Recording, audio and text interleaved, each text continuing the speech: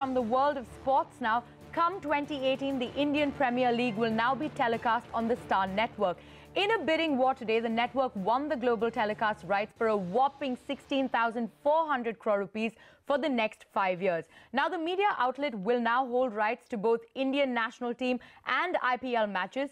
Till now, the India broadcasting rights were held by Sony, which this time was the second highest bidder at rupees 11,000 crores.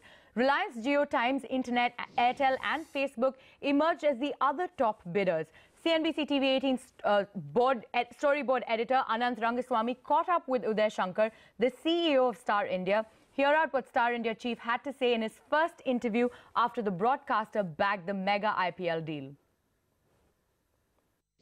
Uday, 16,347,000 crores. Mammoth win. But how do you justify this cost, considering it's a huge jump from the previous bid?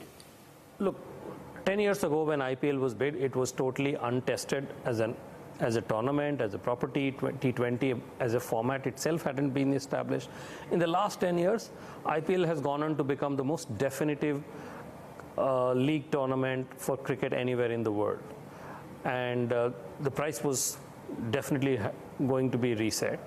And you also see that 10 years ago when the tenders were floated for the first time, digital distribution of content as a category just did not exist. Right. And, you know, international appeal in IPL again was hardly anything. This time, all the three categories have been very robust, as you can see from the competitive aggression. While we, you know, the number that we paid is by all means very high. However, the margin with which we got the rights is really slender. So that should tell you that, you know, the market is really excited about IPL. Right. Now tell me, if I break down the math, that comes to about 70 crores a day.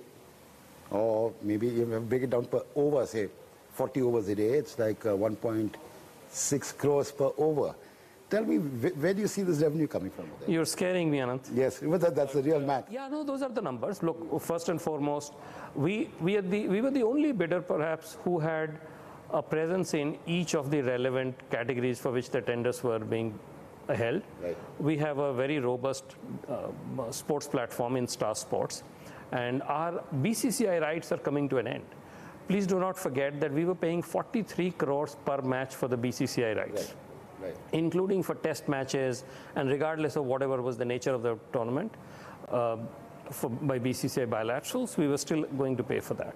So if in that context, the step up for us is not that significant. Actually, you should be, you know, you should consider that the incumbent television rights holder has paid, had offered to pay more than 11,000 crores just for 5-year television rights in India. Right.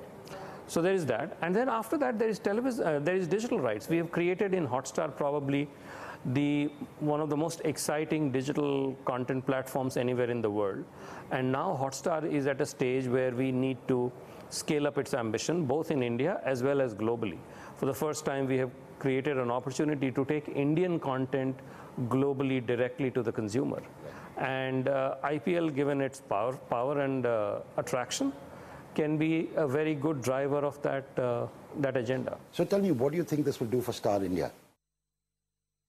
It will, you know, other than put pressure on your sales team, of course. Yes, that, and I think it just takes our sports agenda a little bit forward, because 5 years ago when we got into sports directly at Star India, the idea was very clear that we wanted to broaden and deepen both the engagement with sports. So as part of that, we did cricket through the BCCI and ICC rights, and we went and we got involved with the development of a large number of non-cricketing sports. So today what has happened is that we have a very rich portfolio of non-cricketing sports: kabaddi, hockey, badminton, soccer, all of that. And we had a reasonable volume of Indian and international cricket. For us, the concern was that the BCCI cricket rights that we have are coming to an end in March. And given the intense competition around cricket, there was no way we could take it for granted that we would be able to renew our our BCCI rights. So for us, it's a move that gives us breathing space. We can continue to push the growth of sports in this country and, you know, take these Star Sports franchise to the next level on the back of IPL and other sports. Now, your sports punts have been based on your own personal belief on where India will go digitally. You know, if you look at the last bit and so on and so forth. Not much has changed digitally in the sense of television, though a lot has changed digitally, you know, in your terms of your Hotstar and, you know, our broadband and so on. What do you think it will happen for digital television in the years to come? No, I think that's changing very rapidly. Right. Look, no, for example, you cannot charge exactly what you charge. You still are, you know, constrained by TRAI and so on and so forth. Look, there are two things. First of all, there are regulatory constraints on what you can charge from the, you know, on the affiliate platforms. However, you're always constrained in any market by what the people will be willing to pay. Right. And we have always believed in being responsible and in offering it to a much larger number of consumers and making money on the back of that, rather than reducing the scope of people who can afford it and charging a lot of money.